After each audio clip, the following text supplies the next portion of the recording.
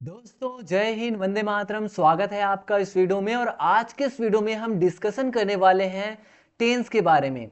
आज हम जानेंगे कि टेंस क्या है, सब्जेक्ट क्या होते हैं, वर्ब क्या होते हैं और ऑब्जेक्ट क्या होते हैं।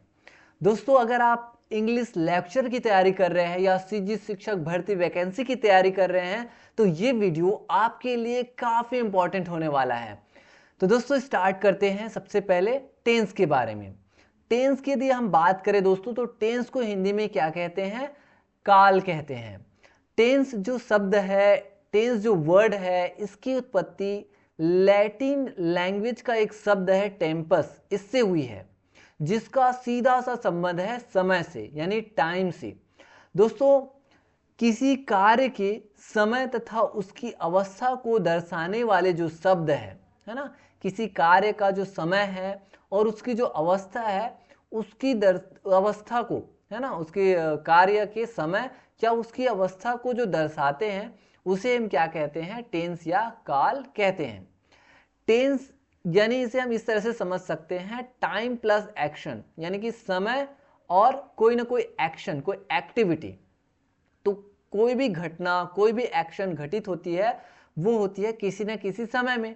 तो कोई भी एक्शन किसी भी समय में जब घटित हुई तो उसके मिक्सचर को हम क्या बोल देते हैं? कॉल, यानी काल कहते हैं। एक होता है कॉल, कॉल यानी मोबाइल कॉल वाला, है ना, ये काल है। ठीक है, तो इस तरह से ये टाइम और एक्शन के मिक्सचर को बोलते हैं काल, यानी कि टेंस। इंग्लिश का जो रूल है, किसी भी सेंटेंस को जब हम जनरली बनाते हैं, जनरली तो हम सबसे पहले क्या लिखते हैं दोस्तों? सब्जेक्ट लिखते हैं, फिर हम वर्ब लिखते हैं, फिर हम ऑब्जेक्ट लिखते हैं। जैसे एग्जांपल देखिए, यू ड्राइव अ कार, यानी कि तुम कार चलाते हो या आप कार चलाते हैं। तो सबसे पहले हमने क्या लिखा इंग्लिश में? सब्जेक्ट लिखा यू। उसके बाद हमने क्या लिखा? वर्ब लिखा। ड्राइव मतलब चलाना, वर्ब है। उसके बाद क्या चलाता है, क्या चलाते हो? आकार। आकार क्या है? एक ऑब्जेक्ट है। तो लिखे ना सीक्वेंस, सब्जेक्ट वर्ब और ऑब्जेक्ट। ऐसी अगर हम बात करें दोस्तों हिंदी लैंग्वेज की, हिंदी भाषा की, तो हिंदी भाषा में या छत्तीसगढ़ी भाषा में हम किसका यूज करते हैं? हम पहले लिखते हैं सब्जेक्ट, उसके बाद हम लिखते हैं ऑब्जेक्ट लिखते हैं, न कि वर्ब। उसके बाद हम क्या लिखते हैं? लास्ट में लिखते हैं वर्ब को। तो देखिए, तुम कार चलाते हो तो तुम क्या है? सब्जेक्ट। कार क्या है? ऑब्जेक्ट। चलाते हो या चलाना, ये क्या है? वर्ब। आया ना सीक्वेंस अलग? या तय कार चलाथस, तय कार चलाथस। तो छत्तीसगढ़ी में भी हम हिंदी जैसे ही फॉलो करते हैं। तो पहले सब्जेक्ट, फिर ऑब्जेक्ट, उसके बाद फिर वर्ब। तो आया ना समझ में? इंग्लिश का सीक्वेंस कैसा है? Subject verb object. हिंदी का सीक्वेंस या छत्तीसगढ़ी का सीक्वेंस कैसा है? सब्जेक्ट प्लस वर्ब, उसके बाद ऑब्जेक्ट। आया समझ में? अब देखिए सिंपल शब्दों में और समझते हैं कि हम जब टेंस पढ़ते हैं तो सब्जेक्ट वर्ब ऑब्जेक्ट को और कैसे समझ सकते हैं। कोई भी जब हम सेंटेंस लिखते हैं तो मुख्य रूप से उस सेंटेंस के 3 पार्ट होते हैं और बचा खुचा जो रहता है उसको हम बोल देते हैं अदर वर्ड्स। जैसे कि देखिए ये एक सब्जेक्ट है, तो मान के चलिए कि ये जो जड़ है ना, ये है आपका क्या है? सब्जेक्ट है। वैसे ही वर्ब की बात करें तो जो सेकंड पार्ट है इस वृक्ष का, इस ट्री का, ये आपका जो तना है, ये मान के चलिए ये वर्ब है ना। पहला आ गया सब्जेक्ट, फिर उसके बाद वर्ब इंग्लिश में, है ना। उसके बाद फिर वर्ब के बाद आ जाते हैं ऑब्जेक्ट। ऑब्जेक्ट में ये जो शाखाएं दिखाई दे रहे हैं ना, डालियां, शाखाएं, ये सब मान के चलिए ये ऑब्जेक्ट है। और उसके बाद जो अदर वर्ड्स, जो बचा खुचा जो पाना पता हुआ है, या बोल सकते हैं कि ये जो फल फूल पत्ते हैं ना, ये आपका अदर वर्ड्स है। तो इस तरह से ना हम सेंटेंस को ऐसे ही डिवाइड कर सकते हैं। कैसे? सब्जेक्ट में, फिर उसके बाद दूसरा आ जाता है वर्ब, तीसरा है फिर ऑब्जेक्ट, और चौथा है अदर वर्ड्स। अब देखिए टेंस को समझते हैं चीजों को। देखिए जैसे कि तुम सुबह कार चलाते हो, you drive a car in the morning, you drive a car in the morning. इसमें आप देखेंगे कि सब्जेक्ट क्या है? यू सब्जेक्ट है, ठीक है। ड्राइव क्या है? वर्ब है। अकार क्या है? ये है आपका ऑब्जेक्ट। अब बचा खुचा क्या बचा? सब्जेक्ट मिल गया, वर्ब मिल गई, ऑब्जेक्ट मिल गया। अब ये जो बचा खुचा जो चीज है, पाना पता हुआ जिसको बोलेंगे, अभी जो देखे इसके एग्जाम्पल के अकॉर्डिंग, तो इन द मॉर्निंग क्या है, ये अदर वर्ड्स है, ठीक है, ऐसे आपको समझना है। अदर वर्ड्स या इसको हम क्या बोल सकते हैं, फ्रेज भी बोल देते हैं। फ्रेज मतलब क्या होता है, फ्रेज मतलब होता है वाक्यांश, वाक्यांश मतलब वाक्य का अंश, तो इसको अदर वर्ड्स बोलो या फ्रेज बोलो, इन द मॉर्निंग, ठीक है।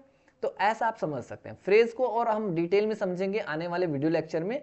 फ्रेज मतलब वाक्यांश होता है जिसका खुद का कोई सब्जेक्ट नहीं होता, खुद की कोई वर्ब नहीं होती, उसको हम फ्रेज बोलते हैं, ठीक है। तो ये होता है फ्रेज यानी वाक्यांश, वाक्य का अंश। वैसे नेक्स्ट में देखिए, मेरी माँ मुझसे बहुत प्यार करती है, रियली।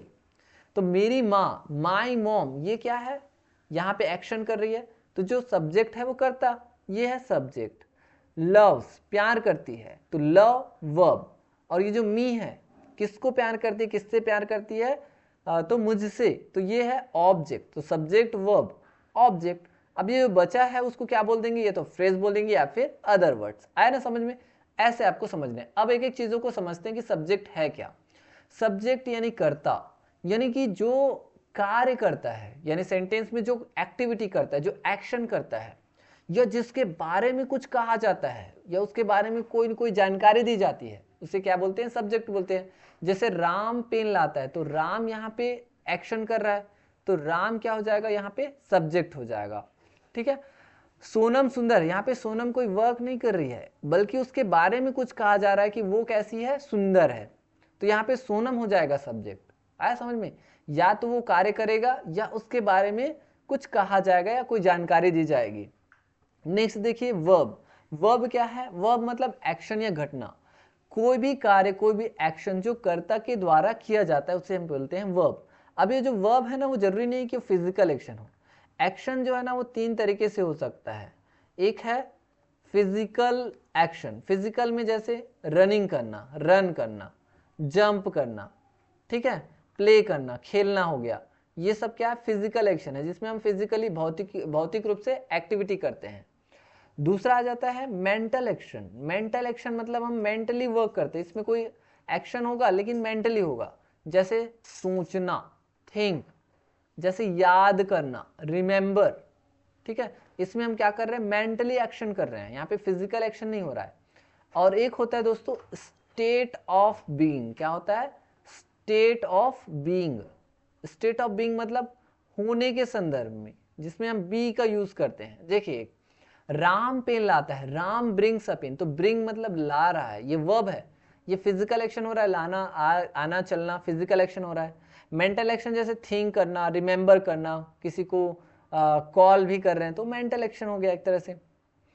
और स्टेट ऑफ बीइंग में जैसे सोनम सुंदर है बोल रहे हैं, तो यहाँ पे जो इज वर्ड यूज हुआ है वो बी के सेंस में हुआ है, स्टेट ऑफ बीइंग, होने के संदर्भ में। जैसे आप बोल रहे हैं कि मैं रायपुर में हूँ बोलना है, तो आई लिव इन रायपुर, तो यहाँ पे लिव होना है, होने के संदर्भ में, यहाँ पे कोई एक्टिविटी नहीं हो रही है। मैं रायपुर में हूँ या मैं रायपुर में रहता हूँ बोल रहे हो, मतलब स्टेट ऑफ बीइंग को शो कर रहा है। तो इस तरह से एक्शन जो है वर्ब है ना, वो तीन तरीके से हो सकता है, फिजिकल एक्शन, मेंटल एक्शन, और थर्ड है स्टेट ऑफ बीइंग, यानी होने के संदर्भ में। तो यहाँ पे इस तरह से वर्ब को हम जान सकते हैं। अब वर्ब की जो फॉर्म की बात करें तो वर्ब के बहुत सारे फॉर्म हैं, उसमें से मुख्य तीन फॉर्म हैं। कौन कौन से, एक फर्स्ट फॉर्म जिसको हम प्रेजेंट फॉर्म बोलते हैं, सेकंड फॉर्म जिसे हम पास्ट फॉर्म बोलते हैं, और थर्ड फॉर्म यानी पास्ट पार्टिसिपल फॉर्म बोलते हैं। फोर्थ फॉर्म आ जाता है प्रेजेंट पार्टिसिपल फॉर्म या आईएनजी फॉर्म भी बोलते हैं उसे। तो ये हो जाएगा come, came, come, go, went, gone, speak, spoke, spoken, wear, wore, worn, ठीक है। तो ऐसे ही हम जो है वर्ब के तीन फॉर्म बना सकते हैं, देख सकते हैं। तो इस तरह से आपको याद भी करते जाना है। अब देखिए नेक्स्ट ऑब्जेक्ट। ऑब्जेक्ट क्या है, ऑब्जेक्ट मतलब देखिए अब हमने कर्ता जान लिया, क्रिया भी जान लिया, ऑब्जेक्ट क्या है, यानी जिस पर कर्ता के क्रिया का इफेक्ट पड़े, प्रभाव पड़े, ठीक है। जैसे वाक्य में किसी वस्तु या व्यक्ति पर घटित होती है, कोई क्रिया व्यक्ति या वस्तु पे घटित होती है, तो उसे हम बोलते हैं ऑब्जेक्ट, यानी कर्म, यानी जिस पर कर्ता की क्रिया का प्रभाव पड़े, या वाक्य में जिस वस्तु या व्यक्ति पर क्रिया घटित होती है उसे हम बोल देते हैं ऑब्जेक्ट। जैसे राम पेन लाता है, तो राम क्या हो गया, सब्जेक्ट, ब्रिंग मतलब लाना, ये वर्ब है। क्या लाता है, किस पे इफेक्ट पड़ रहा है इसका, पेन पे, तो ये पेन है ना, ये ऑब्जेक्ट हो जाएगा। ठीक है, तो ऐसे आप कर्ता, क्रिया और कर्म को समझ सकते हैं। ऑब्जेक्ट दो तरीके से समझ सकते हैं। ऑब्जेक्ट दो प्रकार के होते हैं। कौन कौन से, एक होता है डायरेक्ट ऑब्जेक्ट और एक इनडायरेक्ट। डायरेक्ट मतलब जिस पर डायरेक्ट प्रभाव पड़े, इनडायरेक्ट मतलब जिस पे इनडायरेक्टली प्रभाव पड़े। जैसे राम ने मुझे मोबाइल दिया, तो राम ने मोबाइल दिया ऐसा बोलोगे। देखिए, तो राम ने जो दिया वो क्या दिया, मोबाइल दिया, तो ये डायरेक्ट ऑब्जेक्ट है मोबाइल। और किसे दिया, उसे, वो हो जाएगा इनडायरेक्ट ऑब्जेक्ट। ठीक है, तो राम सब्जेक्ट हो जाएगा, ये वर्ब हो जाएगी, सब्जेक्ट वर्ब। और ये मोबाइल ना, ये जो निर्जीव है उसको पहले लिखोगे, यानी ये डायरेक्ट में आ जाता है निर्जीव चीजें, और जो सजीव है ना वो इनडायरेक्ट में आ जाता है। तो अगर मैं फॉर्मूला अगर बोलूँ एक तरह से, तो आप अगर आप क्वेश्चन करेंगे तो पहले कौन करता है काम, तो हु बोलोगे, तो ये आएगा सब्जेक्ट। अब क्या करता है, तो ये क्रिया मिलेगी, ये सब्जेक्ट, ये वर्ब, क्रिया। अब उसके बाद नेक्स्ट जो क्वेश्चन आता है वो व्हाट आता है, वो आता है क्या दिया, कैसे क्या किया, ऐसा करके, तो ये आ जाता है ऑब्जेक्ट। उसके बाद किसको दिया या किनको दिया, ऐसा अगर आपको बोलना है तो whom या फिर whose भी आ सकता है। ठीक है, तो ये आ जाता है आपका इनडायरेक्ट ऑब्जेक्ट में। आया समझ में, पहला हु, कौन किया, कौन दिया, राम ने दिया, तो ये सब्जेक्ट हो गया। क्या दिया, व्हाट, क्या दिया, तो ये मतलब क्या किया, तो दिया, ये वर्ब है। अब क्या दिया, what did he do, what did he give, अगर आप क्वेश्चन करोगे क्या दिया, तो मोबाइल दिया, तो मोबाइल क्या हो जाएगा, डायरेक्ट ऑब्जेक्ट आ जाएगा, ये डायरेक्ट ऑब्जेक्ट। उसके बाद नेक्स्ट जो ऑब्जेक्ट है, किसको दिया या किसे दिया, whom या whose, ठीक है, तो वो हो जाएगा इनडायरेक्ट ऑब्जेक्ट, आई। आया समझ में। वैसे मैंने उससे एक प्रश्न पूछा, तो I asked her a question, तो आई सब्जेक्ट हो जाएगा, ये वर्ब। उसके बाद अ क्वेश्चन, ये डायरेक्ट ऑब्जेक्ट हो जाएगा, किससे क्वेश्चन किया, मुझसे, तो ये हो जाएगा हर, जो है ना ये इनडायरेक्ट ऑब्जेक्ट। आया समझ में। इसको आप इस तरह से भी बना सकते हैं, इसी सेंटेंस को, आई asked a question, उसके बाद टू मी। अगर आप ऐसा लिखोगे तो टू मी करना पड़ेगा। ठीक है, यानी डायरेक्ट ऑब्जेक्ट को पहले लिखोगे, इनडायरेक्ट को बाद में, तो टू के बाद लिखना होता है। तो I asked a question to, sorry यहाँ पे मी नहीं है, यहाँ पे हर है ना, तो हर लिखेंगे, to her. I asked a question to her, मैंने उससे एक प्रश्न पूछा। हिंदी में वही रहेगा, इंग्लिश में आप ऐसे चेंज कर सकते हो। वैसे राम ने मुझे मोबाइल दिया, Ram give me a mobile बोलोगे, है ना, Ram give me a mobile बोलोगे, या फिर इसी को बोलोगे Ram give a mobile to me, ऐसा भी बोल सकते हैं। अब देखिए यहाँ पे ऑब्जेक्टिव फॉर्म को समझना है। देखिए ये प्रोनाउन है जिसमें आप पर्सन को समझिए, फर्स्ट पर्सन होता है, second person and third person. ठीक है, फर्स्ट पर्सन में अगर आप सब्जेक्ट के प्लेस पे यूज करोगे तो इसका यूज करोगे, आई वी का, वैसे इसमें यू का यूज करोगे। थर्ड में ही शी इट या दे का यूज करोगे, सब्जेक्ट की प्लेस पे यूज करोगे तब। ऑब्जेक्ट के प्लेस पे यही जब आ जाएंगे, है ना, इसको नॉमिनेटिव या सब्जेक्टिव केस कहते हैं। ऑब्जेक्टिव केस में इसी को यूज करोगे तो आई की जगह पे मी का, वी की जगह पे अस का, यू की जगह पे यू का ही यूज करोगे, ही का हिम, शी का हर, इट का इट ही रहेगा, दे का देम। वैसे ही प्रोनाउन की बात कर रहे हैं ना, तो ये फर्स्ट वाला प्रोनाउन है, ये भी प्रोनाउन है, और ये वाला प्रोनाउन है। तो ये mine, ours, yours, his, hers, और इसमें ये नहीं आएगा, कुछ भी यूज नहीं होगा, इट्स का पोजेसिव जो प्रोनाउन है नहीं होता, और देयर्स, इस तरह से। और ये क्या है, तो ये है दोस्तों एडजेक्टिव है। क्या है ये, एडजेक्टिव है, विशेषण है ये। ठीक है, ये डिटर्मिनर की तरह भी यूज होता है ये। ठीक है, तो my, our, your, his, her, its, their, ऐसा आता है। जब हम आगे पढ़ेंगे तो इसके बारे में चर्चा करेंगे। तो प्रोनाउन है आई, मी, माइन, वैसे। तो इसको अगर आप याद करोगे तो ऐसे याद करना, I, me, my, mine, we, us, our, ours, you, your, yours, he, him, his, she, her, hers, it, its, they, them, theirs। ऐसे आप याद करिए इसको, ये काम आएगा। ये एडजेक्टिव है। जैसे आपको बोलना है this is my school, this is my pencil, ऐसा करिए, एडजेक्टिव की तरह यूज होता है। और ये वाला this is mine, these are yours, ऐसा आप बोलोगे, दिस इज योर्स, ठीक है ना। तो एडजेक्टिव एंड प्रोनाउन के बारे में आगे हम चर्चा करेंगे। तो ये आपको मैं ये बता रहा था कि कब हम सब्जेक्टिव केस का यूज करेंगे और कब हम किसका यूज करेंगे, ऑब्जेक्टिव केस का यूज करेंगे, ठीक है। तो ये आपको समझना है। अब हम देखते हैं दोस्तों टेंस को। टेंस जो है ना मुख्य रूप से 3 तरीके से है, ठीक है। टेंस जो है 3 तरीके से है, 3 प्रकार है इसके। तो टेंस हमने जान लिया, टेंस के कौन कौन से कंपोनेंट्स है, कैसे हम जानते हैं, सब्जेक्ट वर्ब ऑब्जेक्ट क्या होते हैं, उसको हमने जान लिया। अब हम देखते हैं इसके 3 टाइप्स। ये प्रेजेंट टेंस है, पास्ट टेंस है और फ्यूचर टेंस। जो अभी वर्तमान में घटित हो रही है या घटना जो घट रही है वो है प्रेजेंट टेंस, वर्तमान काल। पास्ट मतलब जो घटना घटी हुई है, पास्ट में घटी है ना, अभी अभी या कई साल पहले, चाहे समय डजेंट मैटर, बट घटना घट गई है तो वो पास्ट में आ जाता है। फ्यूचर मतलब जो होने वाला है।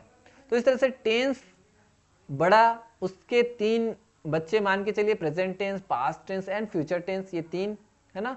अब इसके बाद फिर इनके 4 और सेम नाम के, सिंपल इंडेफिनिट, सिंपल या इंडेफिनिट बोल देते हैं, कंटिन्यूअस, कंटिन्यूअस या इसको प्रोग्रेसिव भी बोल देते हैं, या इम्परफेक्ट भी बोल देते हैं क्योंकि ये परफेक्ट नहीं होता, प्रोग्रेस में रहता है, कंटिन्यू जारी रहता है।